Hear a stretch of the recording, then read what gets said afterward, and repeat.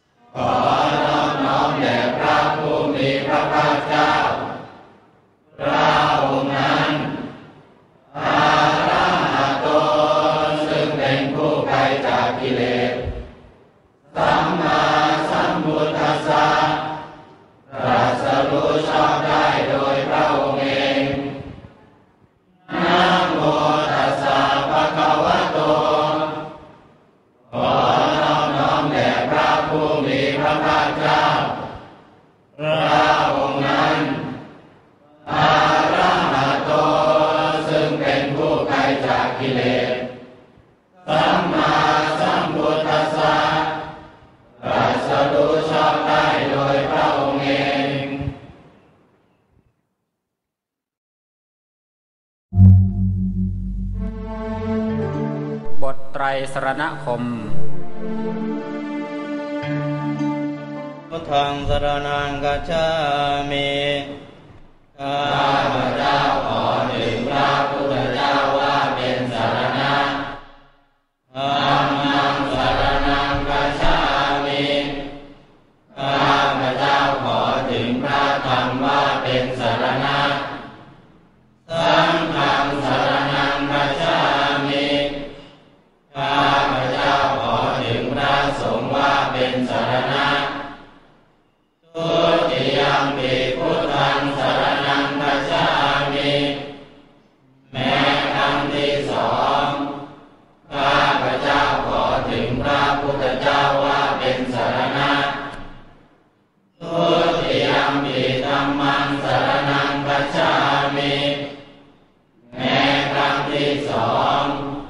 ข้าพเจ้าขอถึงพระธรรมว่าเป็นสรณะ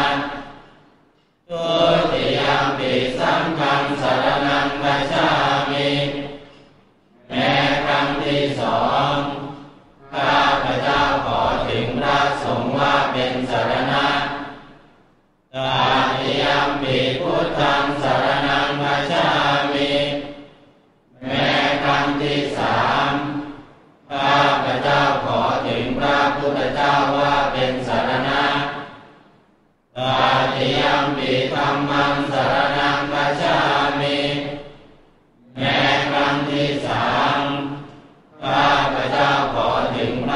มว่าเป็นสรณะตาติยมปิสังฆังสรณังคัจฉามิแม้ครั้งที่สามข้าพเจ้าขอถึงพระสงฆ์ว่าเป็นสรณะ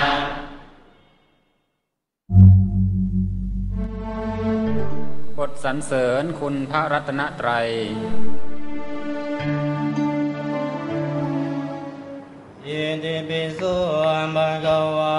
อะระหังสัมมาสัมพุทโธวิชชาจารณะสัมปันโนสุขโตโลกวิทูอนุตตโรปุริสธรรมสารติสัตตะเท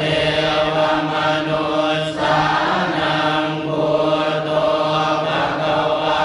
ติสวากขาโตภควตาธัมโมสันติติโกอาการิโกเอหิปัสสิโกโอปัญญิโกปัจจตังเวทิตาโอวินโยนิติสุปฏิปันโนภะคะวะโตสาวกสังโฆอุสุปฏิปันโนภะคะวะโตสาวกสังโฆชายปฏิปันโนภะคะวะโตสาวกสังโฆสามีจิปฏิปันโนภะคะวะโตสาวกสังโฆยันตังจัตตาริปุริสายุคานิอัตตปุริสปุญคลาเอสะภะคะวะโตสาวกสังโฆอาหุนายโยปาหุนายโยทักขินายโยอัญชลิกรณิโยอนุตตรังปุญญาเกตังโลกัสสาติ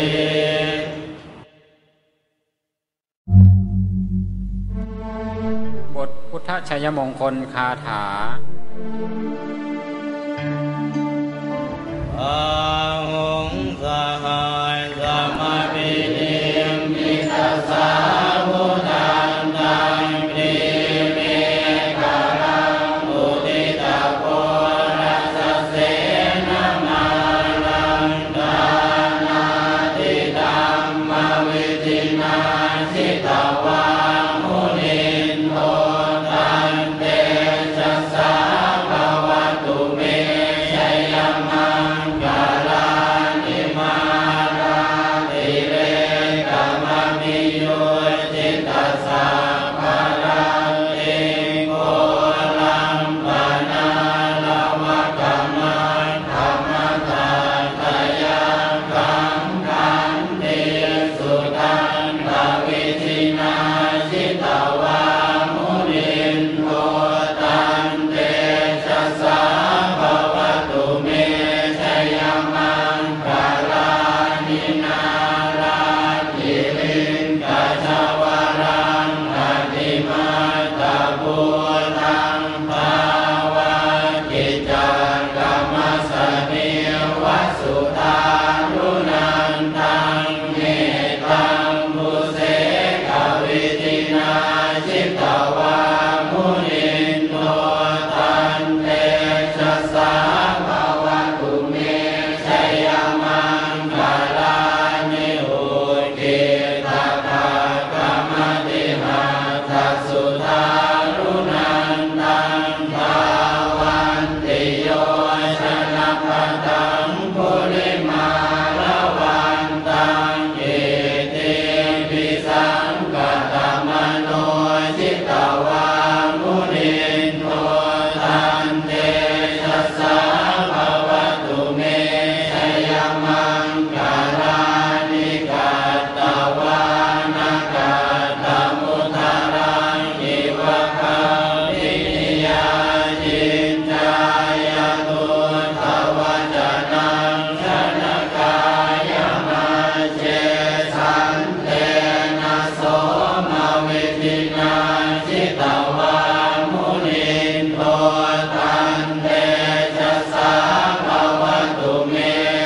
ยมังคลานิสัจจังวิหายมติสัจจกวาทะเกตุวาทาภิโรปิตมนังอติอันทภูตังปัญญาปฏิปัจจริโตชิตวามุนินโทตันเตชะสาภวตุเมชัยมังคลานินันโตปานันทพุชกังวิพุตังมะเอติงปุเตนะเทระพุชเกนะธรรมาภยันโตอิตุปะเตสวิตินาชิตวามุนินโทตันเตชะสาภวตุเมชัยมังคลานิทุกขาทิฏฐิพุชเกนะสุตันตหาตังพระมังวิสุทธิจุติเมติภกามิทานังญาณาคาเกนะวิธินาชิตวามุนินโทตันเตชะสาภวตุเมชัยมังคลานิเอตาปิพุทธชัยมังคลาหัตถกาตายโยวาจโนตินาทิเนสรเตมะตันติหิตวานเนกวิวิธานิจุปัตตวานิโมขังสุขังอธิคมยนโรสัพพัญโย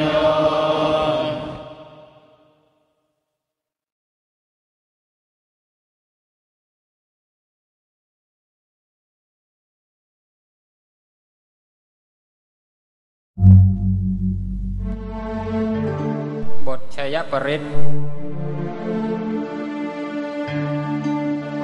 มหาจารุณิโกนาโตอิยายาสัพพปานินางปุเรตวาปารมีสัพพะปะโตสัมโพธิมุตตมังเยเกนะสัจจวัชเชนะโหตุเมชัยมังคลังชัยยันโตโพธิยามุเลสักยานังนันติวัตโนเอวังอมังมิจโยโหมิจยามิจยมังคะเลอภราชิตปัลลังเกสีเสปัตวิโกคะเลอภิเสเกสัพพพุทธานังอาคาปัตโตปโมทติสุนังกัตตังสุมังคลังสุปาปาตังสุมุติตังสุขโนสุมุหุโตตัสสุยิตังพระมจาริสุขตังกินังกายกรรมังวาจากรรมังปะทากินังปะทากินังมโนกรรมังปะนิทิเตปะทากินังปะทากินานิกัตตวานรบันตังเทปะทากิเน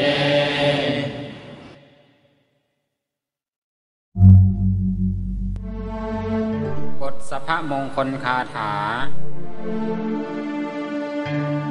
ภวตุสัพพมังคลังรักขันตุสัพพเทวตาสัพพพุทธานุภาเวนัสตาโสติภวันตุเมภวตุสัพพมังคลังรักขันตุสัพพเทวตาสัพพธรรมานุภาเวนัสตาโสติภ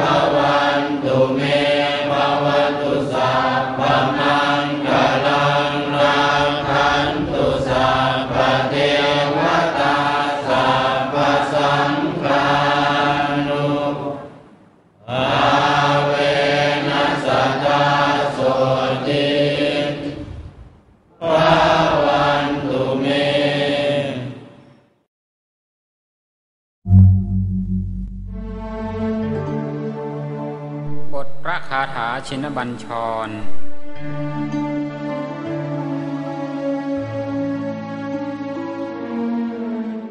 ยาสนากตัมบุญตาเจตวามาลังสวานันจตุสัจจะสัพพังรัสสังเยปิวิงสุนาราสัพพังตันนังกาลาทโยพุทธาอัตตวิสตินายกาเมปฏิทิตามัยหังมาตะเกเตมุนิสาราสิเสปฏิทิโตมัยหังพุทโธธัมโมทวิโรจเนสังโฆปฏิทิโตมัยหังกุเลสาภคุณากาโลหัตเยเมอนุรุตโตสาริปุตโตจัตตังกิเนกุณทัญโยปิติภาคัสสมิงโมกันลาโนจวามะเกทากิเนสวะเนมัยหังนาสุงอานันทาราหุลากัสสะโพจะมหานาโมอุปาสุงวามาโสตะเกเกสันเตปิติภาคัสสมิงสุริโยวะปะพังกโรนิสินโนสิริสัมปันโนโสภิโตมุนิปุงพะโวกุมารกัสสะโพเทโรมเหสีจิตวาทโกโสมัยหังวัฒเนนิจังปฏิตาสิคุณากาโลคุณโนอังคุลิมาโลจะอุปาลีนันทสิวลีเทราปัญจอิเมชาตานาลาเตติลกามะมะเสสาสิติมหาเถราวิจิตาชินสาวกาเอตาสิติมหาเถราชิตวันโตชิโนรัสสะจรันตาสีละเตเชนะอังคมังเกสุสันทิตารตนังปุระโตอา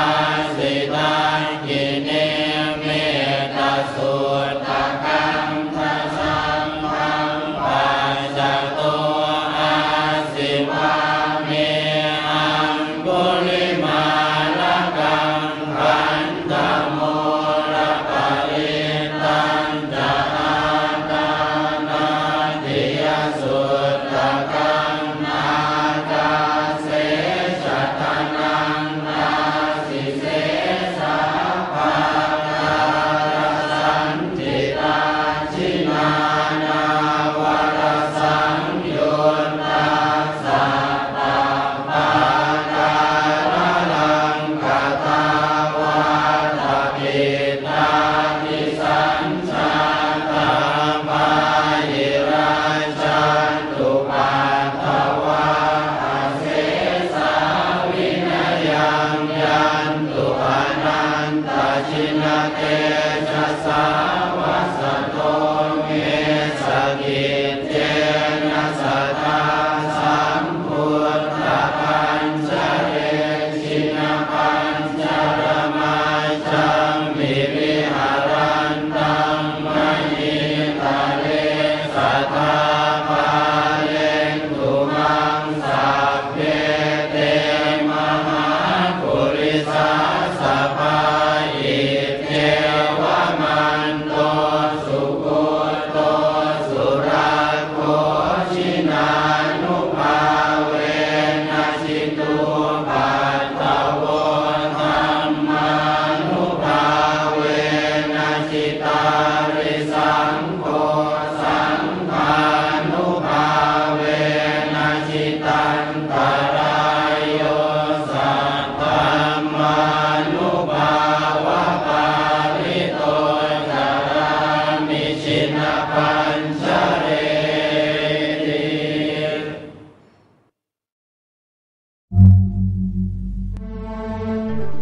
ผ่เมตตาให้สรรพสัตว์ สัพเพสัตตาสัตว์ทั้งหลายที่เป็นเพื่อนทุกข์เกิดแก่เจ็บตายด้วยกันทั้งหมดทั้งสิ้นอาเวราโหตุจงเป็นสุขเถิดอย่าได้มีเวรต่อกันและกันเลยอาพยาปชาโหตุจงเป็นสุขเถิดอย่าได้พยาบาทเบียดเบียนซึ่งกันและกันเลยอานิฆาโหตุจงเป็นสุขเถิดอย่าได้มีความทุกข์กายทุกข์ใจเลยสุขีอัตตานังปริหารันตุจงมีความสุขกายสุขใจรักษาตนให้พ้นจากทุกข์ภัยทั้งสิ้นเถิดบทแผ่ส่วนกุศลเอตาเมมาตาปิตุนังโหตุสุริยาโหตุมาตาปิตโรขอส่วนบุญนี้จงสำเร็จแก่มารดาบิดาของข้าพเจ้าขอให้มารดาบิดาของข้าพเจ้ามีความสุขอิทังเมยาตินังโหตุสุขิตาโหตุยาตโยขอส่วนบุญนี้จงสำเร็จแก่ญาติทั้งหลายของข้าพเจ้าขอให้ญาติทั้งหลายของข้าพเจ้ามีความสุขอิทังเมตรุปัชายาจริยานังโหตุสุขิตาโหตุครุปัชายาจริยาขอส่วนบุญนี้จงสำเร็จแก่ครูบูชาและอาจารย์ของข้าพเจ้าขอให้ครูบูชาและอาจารย์ของข้าพเจ้ามีความสุขอิทังสัพพะเทวตานังโหตุสุขิตาโหตุสัพเพเทวาขอส่วนบุญนี้จงสำเร็จแก่เทวดาทั้งหลายขอให้เทวดาทั้งหลายมีความสุขอิทังสัพพะเปตานังโหตุสุขิตาโหตุสัพเพเปตาขอส่วนบุญนี้จงสำเร็จแก่เปรตทั้งหลายขอให้เปรตทั้งหลายมีความสุขอิทังสัพพะเวรีนังโหตุสุขิตาโหตุสัพเพเวรีขอส่วนบุญนี้จงสำเร็จแก่เจ้ากรรมนายเวรทั้งหลายขอให้เจ้ากรรมนายเวรทั้งหลายมีความสุขอิทังสัพพะสัตตานังโหตุสุขิตาโหตุสัพเพสัตตาขอส่วนบุญนี้จงสำเร็จแก่สัตว์ทั้งหลายขอให้สัตว์ทั้งหลายมีความสุขทั่วหน้ากันเถิด